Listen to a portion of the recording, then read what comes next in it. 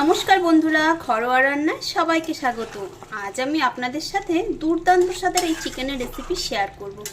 এইভাবে চিকেন রান্না করলে ভাত, রুটি, পরোটা সবের সাথে কিন্তু খেতে দুর্দান্ত লাগবে। কড়াইতে দিয়ে দেবো সর্ষের তেল রান্নাটা করার জন্য। দিলাম একটা তেজপাতা, একটা শুকনো লঙ্কা ফাটিয়ে দিলাম, আর দেবো কিছুটা জিরে।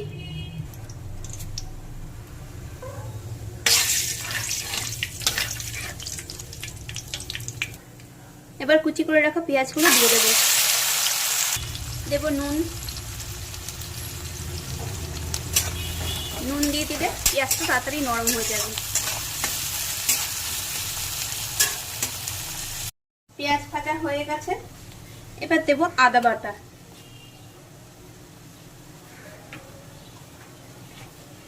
রসুন বাটা, দেবো হলুদ গুঁড়ো সব পরিমাণ মতন, লঙ্কার গুঁড়ো ঝালটা যে যা স্বাদ মতন দেবেন,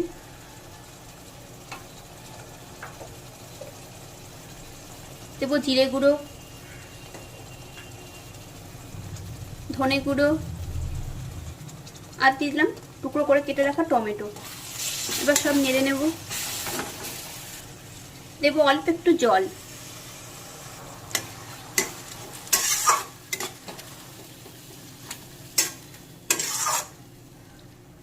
তিন চার মিনিট মতো একটু নেড়ে নিয়েছি। এবার দিয়ে দেবো ফেটিয়ে রাখা 2 চামচ পরিমাণে টক দই, আর টক দইয়ের বাটি ধোয়া কিছুটা জল। আবারও নেড়ে ভালো করে একটু মিশিয়ে নেব।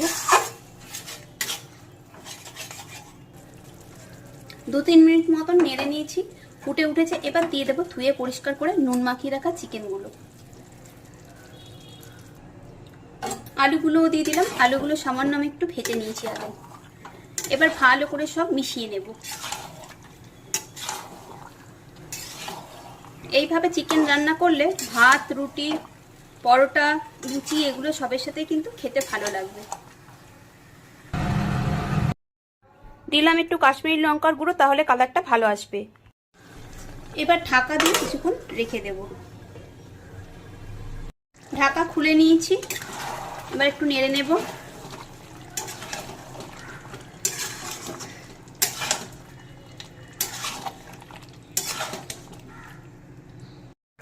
এবার দেবো ঝোলের জন্য কিছুটা জল।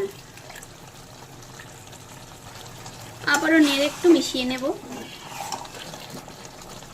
এভাবে কিছুক্ষণ ফুটতে দেব। রেসিপি দেখে ভালো লাগলে লাইক, কমেন্ট, শেয়ার অবশ্যই করবেন, আর নতুন বন্ধু হলে বন্ধু হয়ে পাশে থাকার অনুরোধ রইল।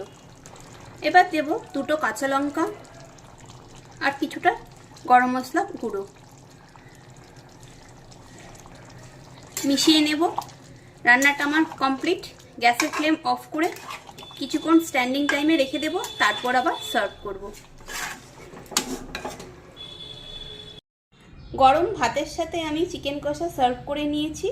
এভাবে বাড়িতে রান্না করে আপনারা অবশ্যই খেয়ে দেখবেন। আশা করছি আপনাদের ভালো লাগবে।